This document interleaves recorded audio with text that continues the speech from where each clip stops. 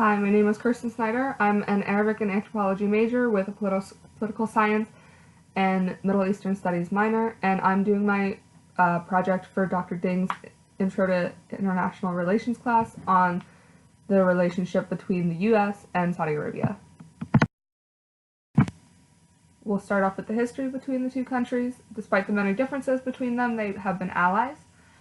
They've started ties since 1933, which was a year after the Saudi Kingdom was founded. Their modern relationships has existed since 1945, after the end of World War II.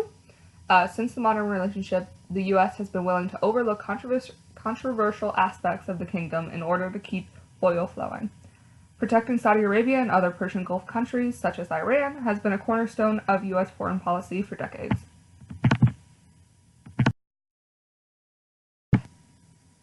Next, we're talking about oil, which is a big part of the relationship between these two countries. Saudi Arabia's crude oil reserves are among the largest in the world. They are second after Venezuela, and the scale of the kingdom's oil output and its founding role in the oil cartel, OPEC, or Organization of Petroleum Exporting Countries, gives it great influence over the energy markets. It has also played a central banker role, and it adjusts the oil production levels to stabilize global oil prices. U.S. businesses have been involved in Saudi Arabia's oil industry since 1933, when Standard Oil Company of California, which is now Chevron, won a 60-year concession to exploit eastern Saudi Arabia, made its first oil discovery there in 1938. Next, we're going to be talking about some of the controversies regarding this relationship. We're going to start with 9/11 and Wahhabism. Wahhabism is an Islamic religious movement that is centered in Saudi Arabia. It was founded by Abd al-Wahhab, who was the co-founder of Saudi Arabia along with the Saud family. It is a very fundamentalist and ultra-conservative Islamic sect, which the Al-Qaeda and most Sunni terrorist groups follow. As you probably know, Al-Qaeda is the group that conducted 9/11, and 15 out of 19 of the hijackers and the attacks came from Saudi Arabia, as did Osama bin Laden, the leader of the group. And there's a quote, "For years, individuals and charities based in Saudi Arabia have been the most important source of funds for Al-Qaeda, and for years, Saudi officials have turned a blind eye to this problem." A survey that was taken by Saudi intelligence service in 2002 educated Saudis between the ages of 25 and 41 concluded that 95% of those surveyed supported bin Laden's cause, and donors in Saudi Arabia constitute the most significant source of funding to Sunni terrorist groups worldwide.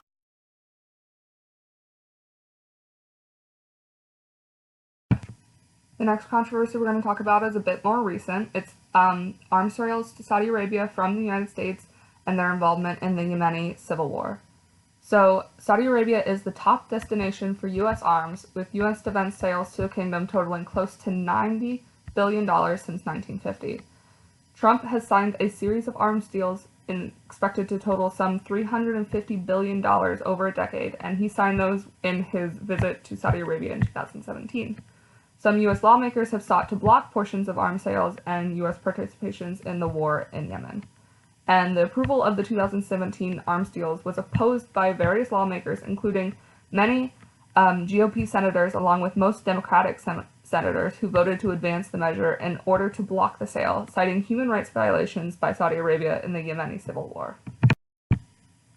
Here I have a picture of a mural that was created in Hudaydah in Yemen. It shows a cow with the horned head of King Salman of Saudi Arabia. At the other end of the beast, U.S. President Donald Trump tugs on its udders, filled in golden pails. Although Saudi Arabia and the United States have been allies for a long time, their citizens have not always agreed with it. In 2002, 51% of Saudis had hostile feelings towards the American people, and in 2005 and 2006, Saudi public opinion was sharply divided, with 38% viewing U.S. influence positively and 38% viewing U.S. influence negatively. And in 2013, a poll found that 57% of Americans had an unfavorable view of Saudi Arabia, and only 27% had favorable view. Next, I'll be talking about the more recent relations between the two countries. Trump administration has generally embraced the new Saudi leadership, including King Salman and the Crown Prince. And in late 2018, U.S. lawmakers and human rights groups called on the administration to penalize Riyadh for the murder of Saudi journalist and Washington Post columnist Jamal Khashoggi. In reference to the murder of Khashoggi, Trump said, "We don't like it, I don't like it, no good," but he added that the relations with the kingdom were excellent. Trump just last week, on April 26th, vetoed the bill to stop the arms sales to Saudi Arabia and end U.S. involvement in the Yemen. Lastly, I'll be discussing where we should go from here as a country in relationship to Saudi Arabia. I believe that we should impose economic sanctions on the country. In 2018, Saudi Arabia only accounted for 13.4% of U.S.'s oil imports, which is not that much, and we could make it up somewhere else. U.S. produces almost as much oil as Saudi per year, and the U.S. imports the majority of their oil from Canada. I also believe that we should stop the arms sales to Saudi Arabia.